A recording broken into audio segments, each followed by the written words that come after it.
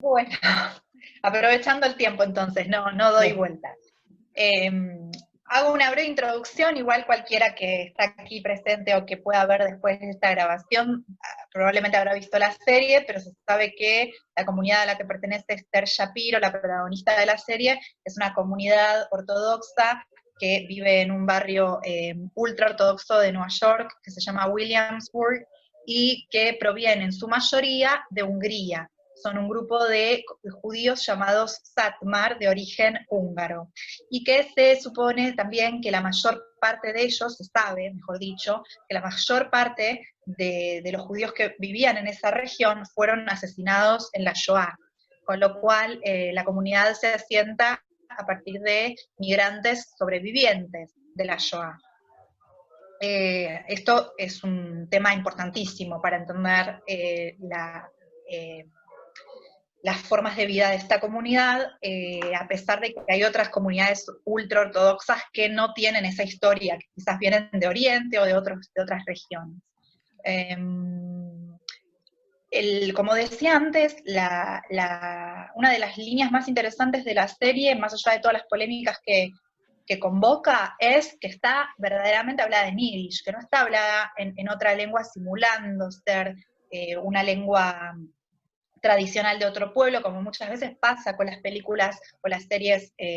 norteamericanas o europeas, básicamente occidentales, sino que realmente está el guión escrito en yiddish. El yiddish es una lengua que se origina, hasta donde se sabe, aproximadamente en el siglo XI, en regiones que hoy pertenecen a Alemania o que son adyacentes a Alemania, tiene una base en el alemán muy fuerte, pero se sabe que con los años evoluciona y se va adaptando a influencias de las lenguas eslavas y sobre todo también del hebreo.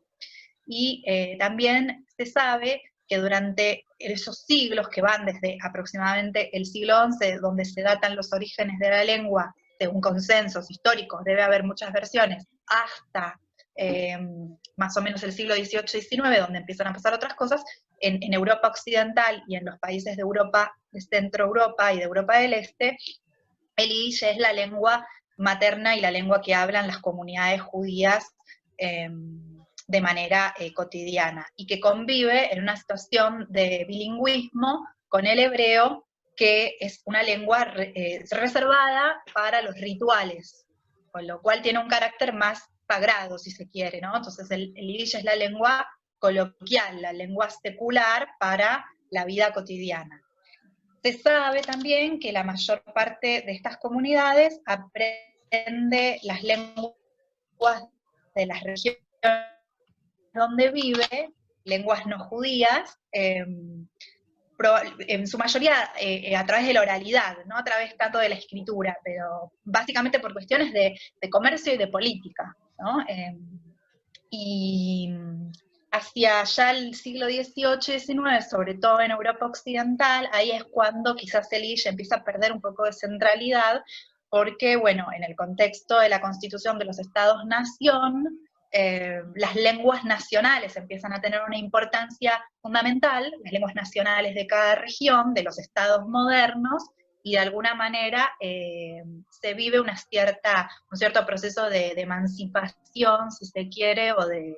que dentro de la comunidad judía europea se conoció como Ascalá, que significa iluminismo, y es como la forma en que las comunidades judías de Europa Occidental vivieron la Ilustración, cómo se vivió dentro de esas comunidades que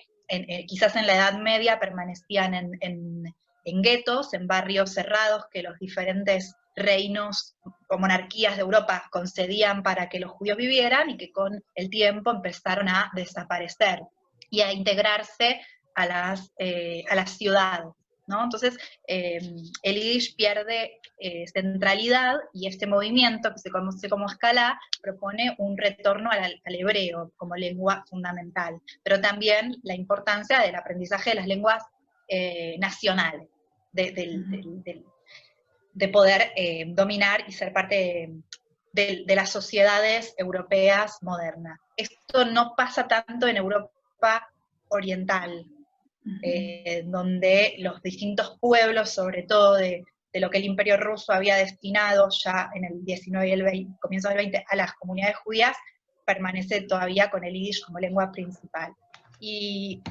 no me quiero extender mucho más, pero yo quería citar un texto que a mí me gusta mucho, que es un autor que se llama Isaac Bashevis Singer, que fue premio Nobel de Literatura en 1978, que prácticamente toda su obra la escribió en yiddish. Y las primeras palabras de su novela, la novela que a mí más me gusta de él, que se llama Yoya, dice así, es muy breve. Yo fui educado en 3 lenguas muertas, hebreo, arameo e yiddish. Algunos consideran que esta no es en absoluto una lengua, y en una cultura que se desarrolló en Babilonia, el Talmud.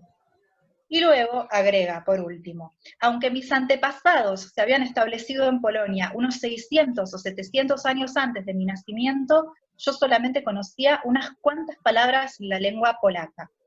Me encanta el inicio de esta novela porque, bueno, a mí siempre me impactó mucho esa idea de permanecer siglos en un territorio cuya lengua se habla muy poco, hasta cierto momento de la historia, ¿no?